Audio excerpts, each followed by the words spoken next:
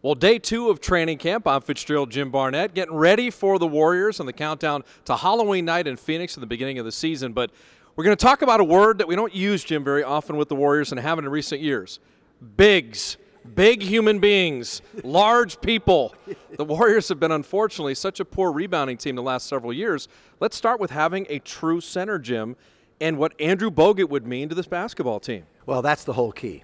To this year's success or failure is that Andrew Bogut has to get healthy. Right now he's in limited practice mode, but they're taking it very cautiously, circumspect in what he can do on the floor, a little at a time. But come first game, which is 28 days, we're 28 days and counting right now to GSW Countdown.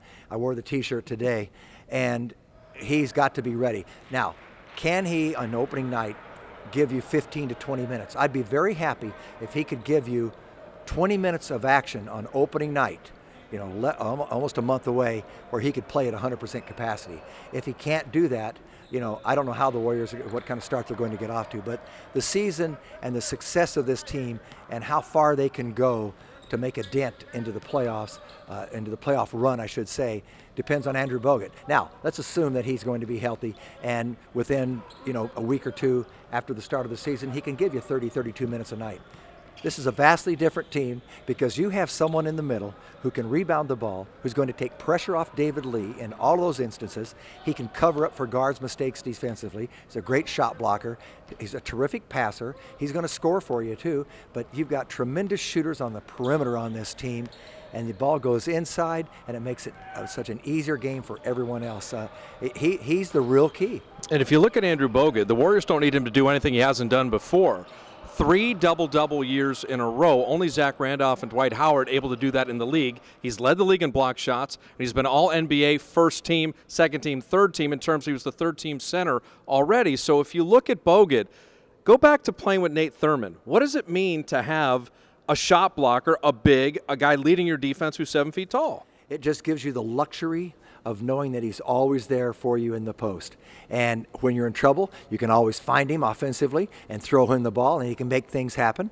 And defensively, it just gives you a comfort zone where you're going to play hard and you're going to try to keep your man in front of you. But when you are beaten, you can look and see what he's doing, and he covers such big area in there that a lot of times you can start cheating out and getting those little cheapies going the other way, because that's the kind of asset that he brings to the club. I mentioned Nate Thurmond because if you look at David Lee, he was the last guy to average better than 19 and 9 in Warrior history. David Lee, 20 and nearly 10 rebounds in a great season last year. If you look at David Lee's year at the power forward spot, I thought in dire circumstances at time, he really played some of his best basketball.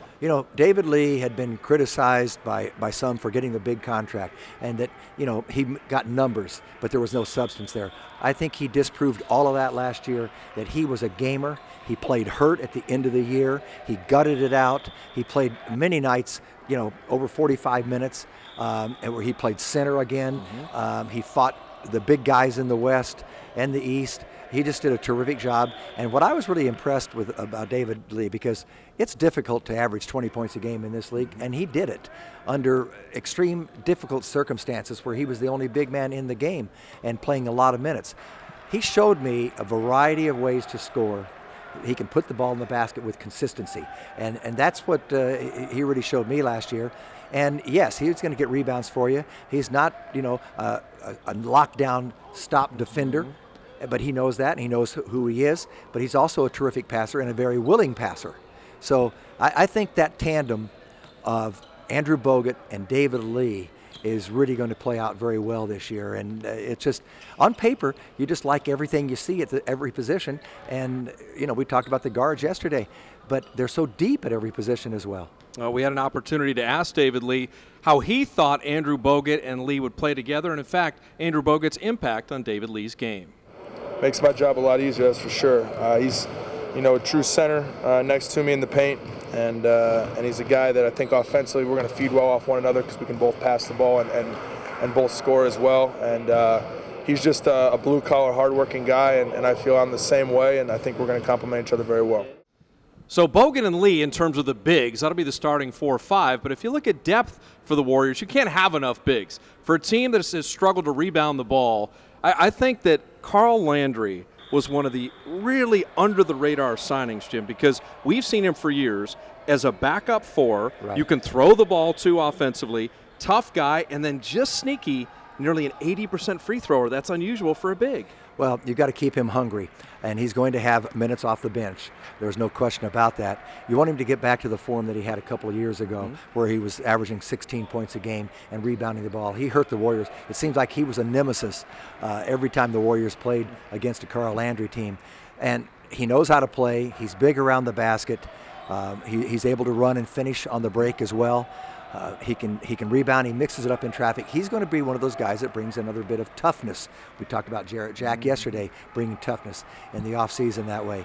And I think he's going to really be happy on a team that has a real big chance to succeed. And you can use him at spot minutes here and there, and he's a consummate professional. He's going to do what Coach Mark Jackson asks of him. Yeah, people always say, okay, training camp, guaranteed contracts, what does it really mean? Well, it's going to mean a lot for three different individuals. When you look at Festus Ezeli, the Warriors' second #1 pick, you look at Andris Biedrins, any kind of resuscitation of his career, and then you look at Jeremy Tyler, and unknown, what would his game really entail? I think the practice court, the preseason games, Ezeli, Biedrins, Jeremy Tyler, it's minutes, it's rotation, it's trust from your coaches, it's all there. It's open for playing time behind Andrew Bogut, and someone's going to get a lot of playing time early in the season. And agreed, in this training camp and in the exhibition games, someone has to come up and step forward a little bit. It's really interesting. Is Andris Biedrins going to recover that competitive spirit that we saw a few years ago with guys ahead of him? You know, what's that about with him? And is he going to come and be ready to, step up a little bit and give what he can give? We know what he can do. Rebound, defensing, post defense. That's all. Yeah, they're not worried about his scoring. They've got enough scorers out there. Come in, rebound the ball, play a little defense, go out there, use your fouls, don't shy away from contact, mix it up inside there.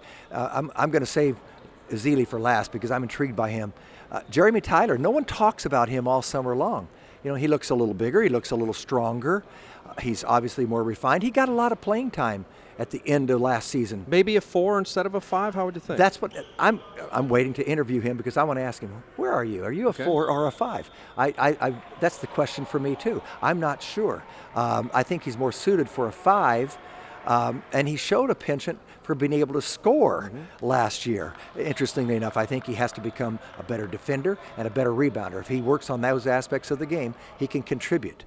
Now, Ezeli, I'm intrigued by this young man. First of all, he's very intelligent, and he's not daunted by anything. He's not intimidated out here at all. He's only played basketball for 5 years. I know. He started in 2007 when he's like 17 years old and playing AAU ball, and then gets college offers and goes to Vanderbilt because he's got some brains up there. And asked to redshirt because he knows he's self-aware enough to know I need to learn the game and figure out what's going on with basketball. But seeing him in the first 2 days of camp, he doesn't step back for anyone, and he acts and seems like he belongs already. He's got a quick learning curve.